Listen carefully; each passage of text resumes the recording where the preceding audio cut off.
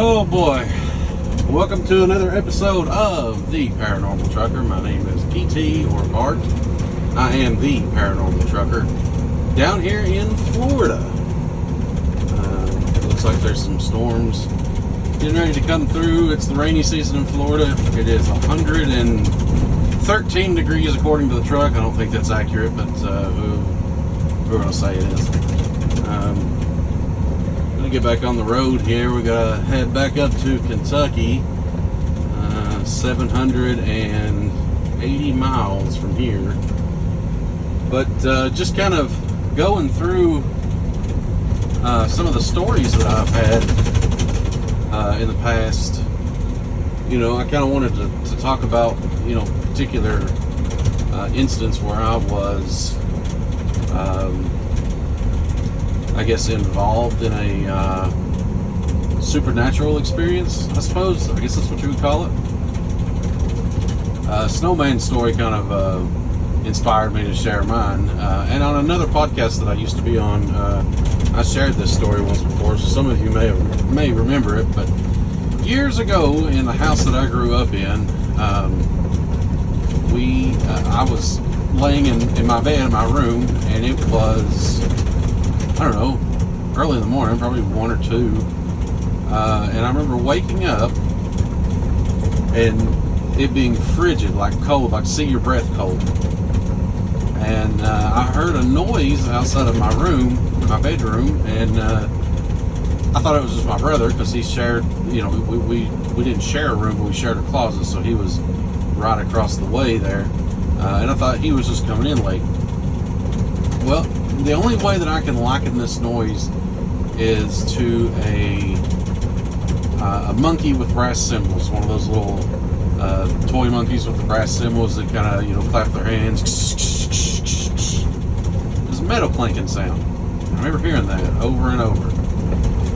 And I really didn't think anything of it, tried to go back to sleep, and then all of a sudden, just out of nowhere, I was flipped. Not of my own accord. I mean, I didn't do it unless, you know, I was just still half asleep and knee-jerk reaction, flipped upside down or whatever. But my head was where my feet were, and my feet were on my pillow, and it was just like that, very quickly. While I was laying there, I remember my head was on its left side, and I was staring out into the room, and I remember hearing a lot of whispers, a lot of voices, like just constantly. There was stuff starting to fly around the room. There was a strobe light, or it looked like a strobe light, but you couldn't see the origin of the light. You could only tell that there were, you know, you could see the light flashing. You could see the light from the light, if that makes sense. And stuff was starting to kind of go around the room, kind of in what I thought was a circle. That's the best way to describe it. And you know, the whispers. And I remember trying to yell out for help, because at this point I was kind of scared. I was terrified. I didn't know what was happening. But all I could do was moan, and it wasn't even really like an audible moan. It was a ooh, ooh. And that was me trying to scream. I couldn't do it. That went on for a couple of minutes, and then finally it stopped. Well, at this point, a couple minutes, I'm pretty well wide awake. And once that force that had me pinned down let me go, I got up and laid my head back on my pillow, honestly thinking it was a dream, and tried to go back to sleep. A few minutes later, while I haven't had time to fall back asleep yet, but you know, a couple minutes later passed, I hear that clanging sound again.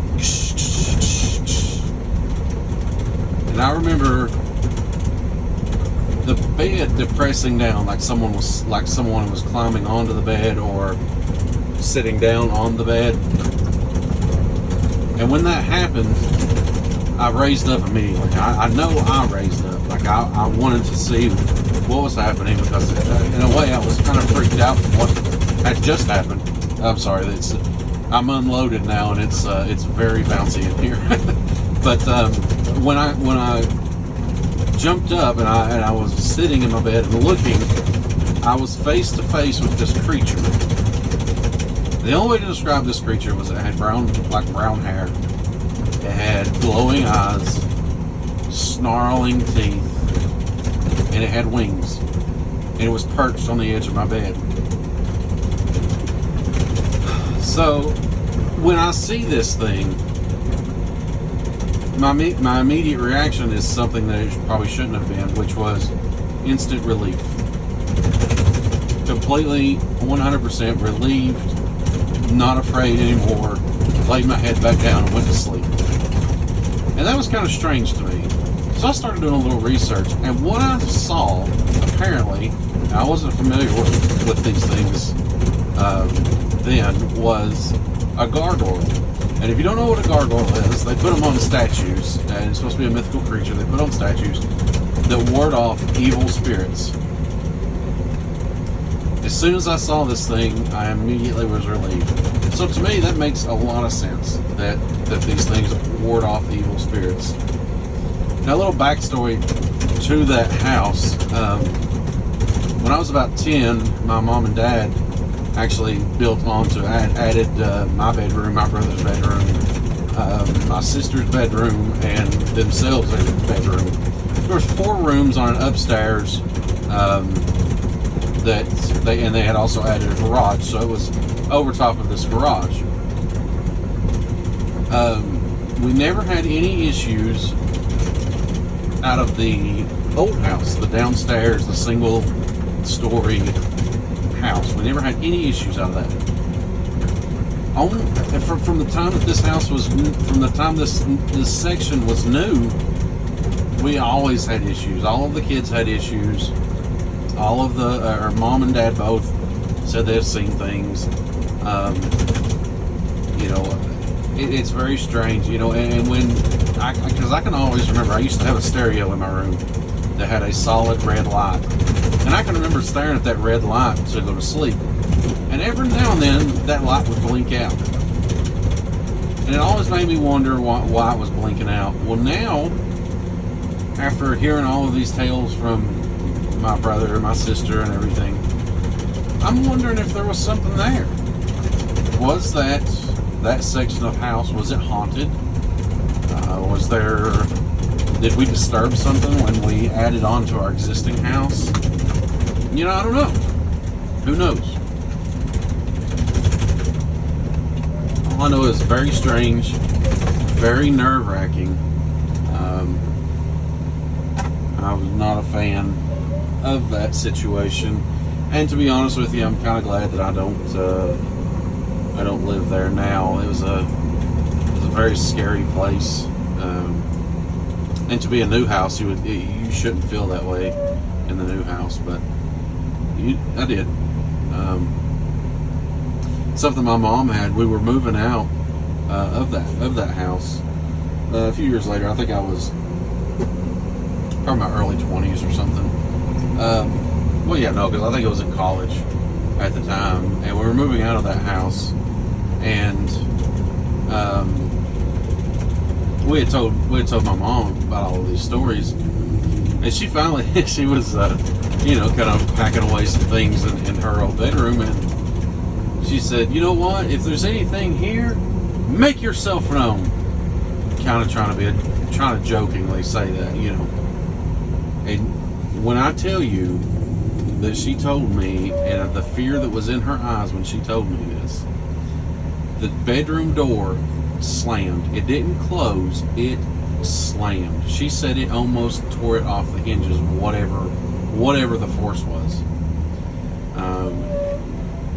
Very, very strange place. My brother and my sister have some good stories. I'm trying to get them to write them down so we can share those with you. But it's kind of tough. They're procrastinators just like I am, so it's kind of tough to do. It's like wrangling cats occasionally. But yeah, I just thought you all might like that little story here as I'm coming out of my delivery, getting ready to head on. I guess get a backhaul and go back north.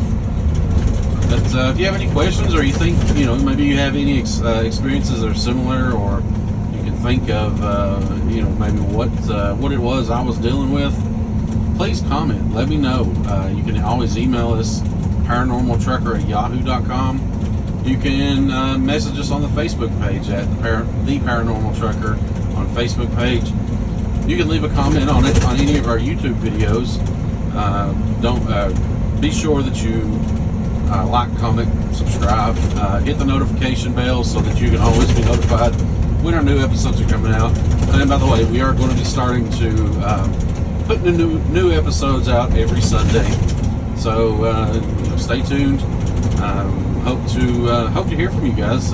Interact a little bit. I'd love to hear some stories from you all. And if you have stories from the road, that'd be perfect. We are the Paranormal Trucker. Until next time, guys. See you later.